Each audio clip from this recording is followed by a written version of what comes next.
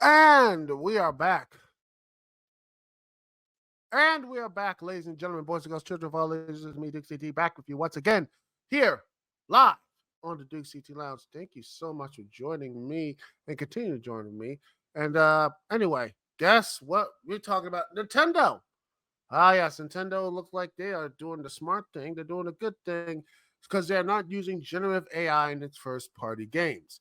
The Nintendo president Shunto Furuaka, I can't pronounce his name. Gosh, I should have done this before because, professional. Shunto Furuaka has revealed that the company currently has no plan to use generative AI in its games due to IP rights concerns. Let's see, because and here's right here from the Tweak Town, from Derek Strickland. This is as a game. It says right here, unlike competitors like the Xbox who are embracing artificial intelligence to help write in game quest and dialogue in future games, Nintendo has no plans to use generative AI tech in its first party titles. As the game industry cuts thousands upon thousands of jobs, publishers are looking for a new way to save on costs. AI is one potential solution. In theory, technology may be able to speed up game development and even replace positions through automated processes. AI, according to the article, saying AI has become a controversial topic because of this. Yet, despite the sensitivity, publishers like EA and Microsoft are big proponents of new tech. Nintendo, however, is dubious about using generative AI intelligence in its games. The rationale is pretty simple. Nintendo knows that generative AI can have implication for IP rights, and as one of the most litigious companies in the entire industry, Nintendo is one to protect all forms of copyright and intellectual property law. And in a recent Q&A with investors, Nintendo president was asked about using AI in games, and this was his response. Quote, in the game industry, AI-like technology has long been used to control enemy character movements. So game development and AI technology has always been closely related. Generative AI, which has been a hot topic in recent years, can be more creative, but we also recognize that it has issues with intellectual property rights. We have decades of know-how in creating an optimal gaming experience for our customers, and while we remain flexible in responding to technological developments, we hope to continue to deliver value that is unique to us that cannot be achieved through technology alone. So, yeah, what this is, and I look at this, the one thing I see what Nintendo is doing is that they realize that the murkiness of AI, until there's something locked down, they're not going to do it. And also, let's look what's going on with Microsoft and like Sony right now. Their games and whatever has been, they have been hitting. They basically look like most of those games have not hit. They have been this generation, honestly, for both of them, have been pretty terrible. I'm not going to lie and say, oh, they did great. They did some good stuff. I mean, I truly think that Game Pass is a great thing, and Microsoft's good stuff there, and Sony's version of that as well. I like it. In fact, I downloaded just some mini games of it. The new, I think, the recent Tomb Raider trilogy, and such, which I think I'll connect to that point. By the way, well, why gaming has basically been overcost and everything else, because Tomb Raider. Let me just see if I can find the article of you know you know you know just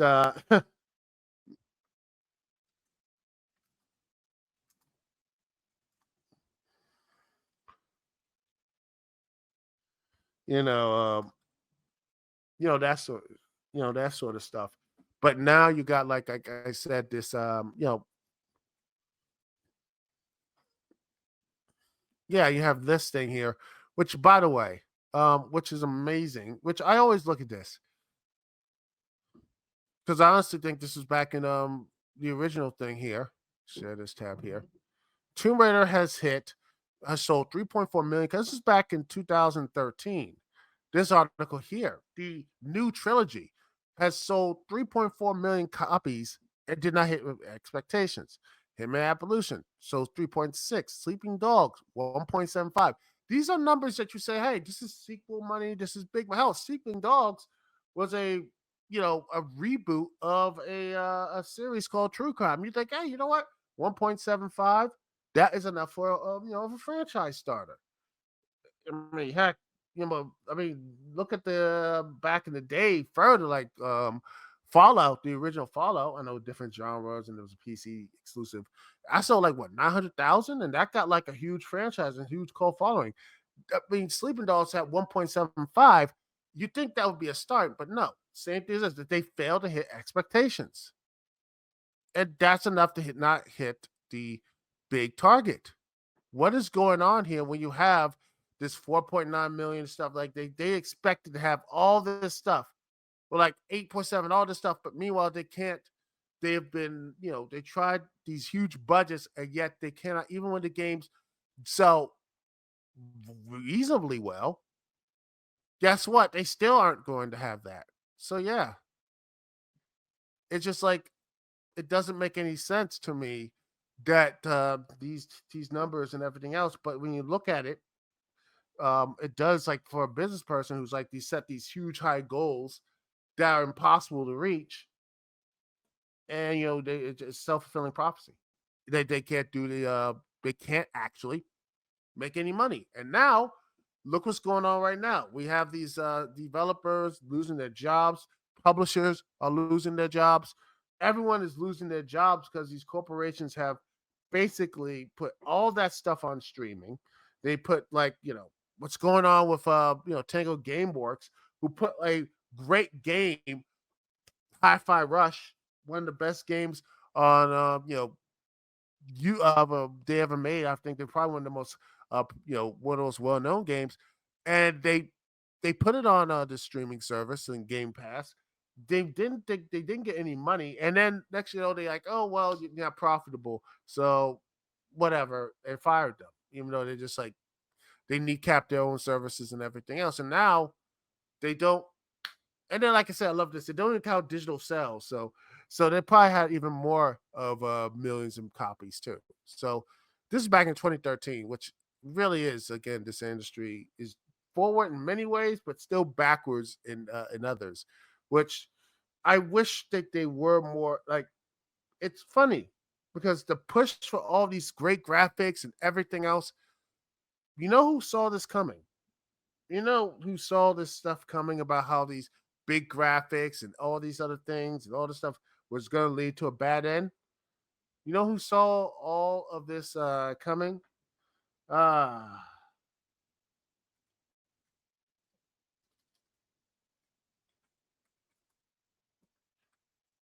you saw all this coming, ladies and gentlemen. You know who saw all this coming? Satoru Iwata.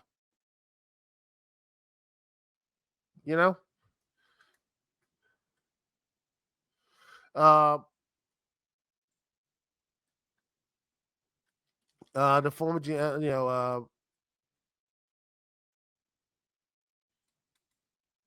he said this about this. By the way, about you know, this. Let me just look at here. Let me see if I can find the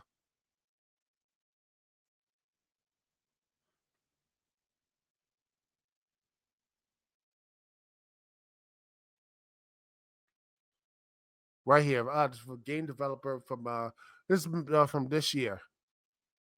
Um, this is from a 2004 interview about his restored 2004 interview. Look downright prophetic. A new interview from the late Solo Rod has been uncovered and free available watch. His comments and video, by the way. He had a video made about this. He said, in an interview, he said he talked about the upcoming Nintendo DS.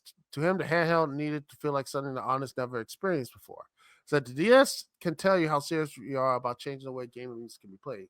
If we said we beefed up the technology of the Game Boy Advance and the processing power and the graphic capabilities, that's something people are expecting. There's no surprise at all. And on a similar note, Iwata expressed belief that the PS3 and the Xbox 360 wouldn't have much of a future. He said that that if the two consoles did have a bright future ahead, then Nintendo would have a similar pass. He said,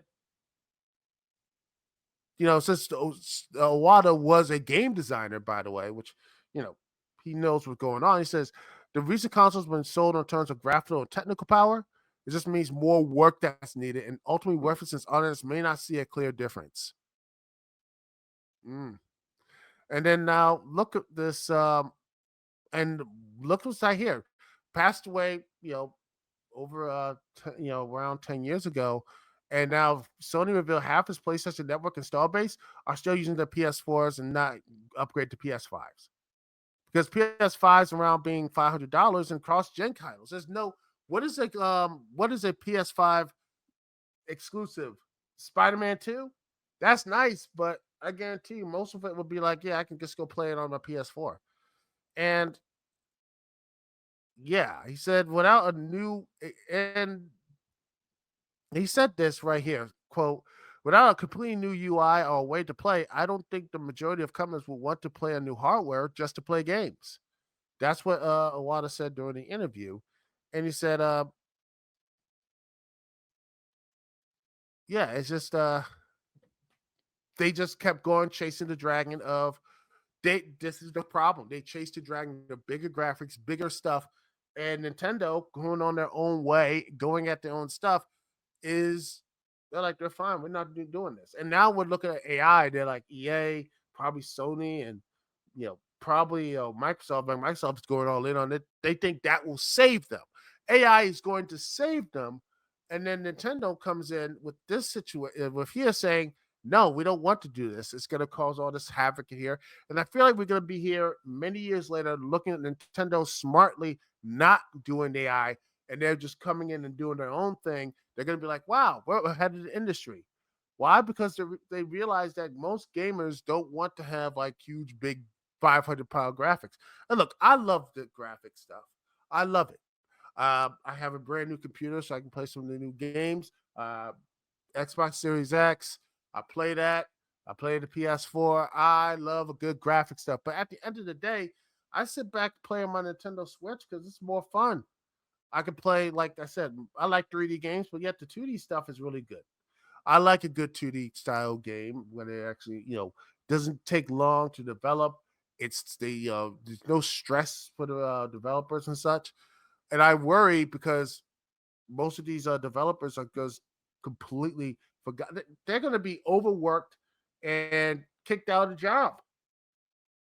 And and the only things that right now for the 3D stuff is going to hit is probably Call of Duty, which already is like, oh, you can pre-download thing on Game Pass, and I'm like, Lord, I see that. I'm like, I see that 145 gigabyte thing. Not happening. And like you got Fortnite, you got Minecraft. I mean, Minecraft is funny. It's still doing this thing because it still has that, you know, N64 quality to it. You know what I'm saying? So yeah, but yeah, it just seems that this, you know, that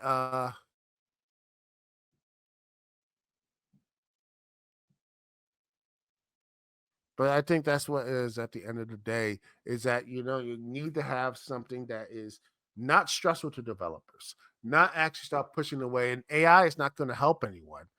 I think at the one thing I really wish that these companies could. And by the way, I'm not 100,000% against AI. I think AI and generative AI has its place in the future. It is going to happen. Uh, but I wish it was, to me, it was more for the community, people from the downgrade, like, for the people down here, the rabble, for the rabble, and not for these corporations and such. I mean, that's what it's planning to do. But at the end of the day, I think it should be for the people. The AI should be for the people, not for the not for the corporations, which is slowly is going to be that place. So people are going to anti-AI stuff, which I get. I feel for you, but most of that stuff is actually profit for these big corporations who just want to use it to make sure that when the time comes, they can get they're the only ones who can do it, and you will be so pro for it. You're gonna be so pro for it. So yeah, that's what is going to happen, and I just see it happening. And no one's going to. They're going to be like, "How did no one saw it?" Like No one listens until it's too late.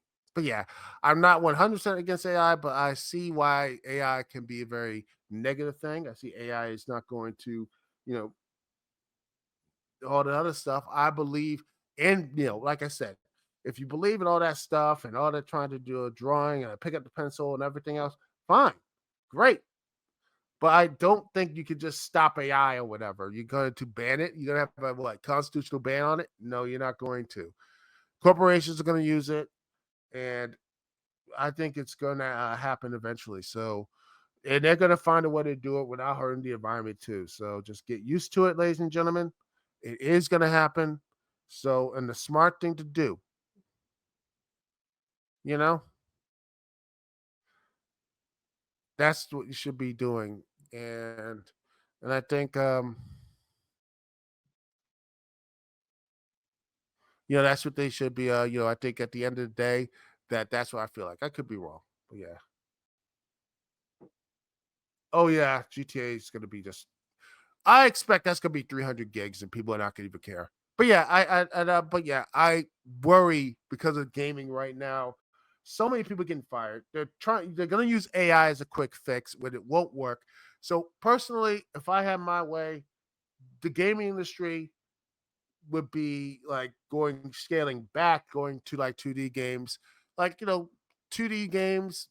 Keep it doing smaller stuff. You don't need to hire these 500 people or such, and you can have 3D stuff too. I mean, like I said, I like a good 3D game. I like the good stuff there, but quite honestly, when you look at say Xenoblade Chronicles, the people at Monolith Soft, they did a huge three big open RPG worlds, and all three of those games were under 20 gigabytes.